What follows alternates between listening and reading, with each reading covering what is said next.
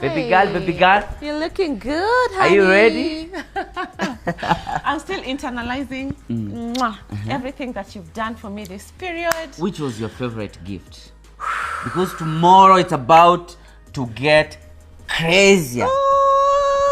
I can't breathe. Okay. I can't breathe already. But baby, this right over here the tattoo has crowned it all. Would you have done a tattoo of my name? Yes, after everything baby that you have done and what I've seen. But unasema lazima ukuumelewa ndio ufanye hii tattoo. Lazima niko kwa my dreams na vumilia hiyo. The apartment, babe. And then of course gifting my dad. And all the gifts were just unique in their own ways.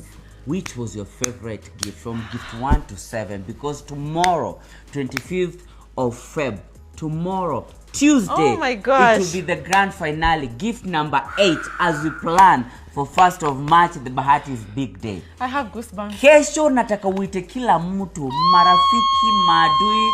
Yani, guys, it has never gotten this better. Anything nishaifanya ya nyumba ya Range Rover was a joke. What do you because mean? Tomorrow it's going down.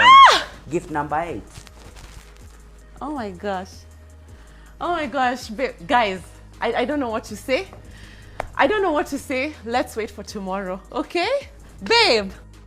Yeah, huyo tu ni msanii Bahati ambaye pia tu recent days amekuwa gift msanii Diana B ambaye pia ni mke wake, gift ambazo pia watu wengi tu zaidi wanafuatilia pale katika social media baada tu ya kufuatanisha, kwa sababu alikuwa ameweza kusema kwamba ataweza kumgift gift 8 na ni kitu ambacho pia ameweza kusema kesho itakuwa grand final, na pia kitu ambacho pia aliweza kufanya kikubwa zaidi ni kuweza kumgift babake Diana B Gary, kitu ambacho pia Diana Bahati tu ameweza kumcongratulate kwa sana na pia tu kuweza kumwambia kwamba ni kitu ambacho pia hajaweza kitake lightly kabisa, kwa sababu hivi leo tu pia katika event fulani ambayo pia waliweza kuifanya huko na Diana Marwa, Bahati tu aliweza kwenda kutembea kule ili kuhakikisha tu ya kwamba ameweza tu kuhakikisha amevisit familia ya msanii Diana B, kitu ambacho pia watu wengi tu zaidi wanaendelea kuwa inspired zaidi na vitu ambavyo pia msanii Diana Bahati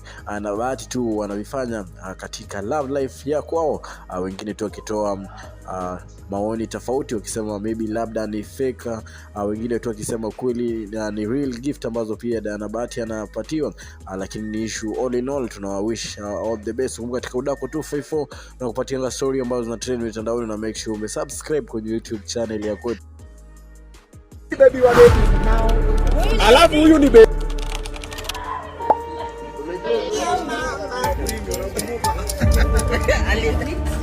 What's it called? Blue band? Mafi, muscular. You know what? Yeah, this is it.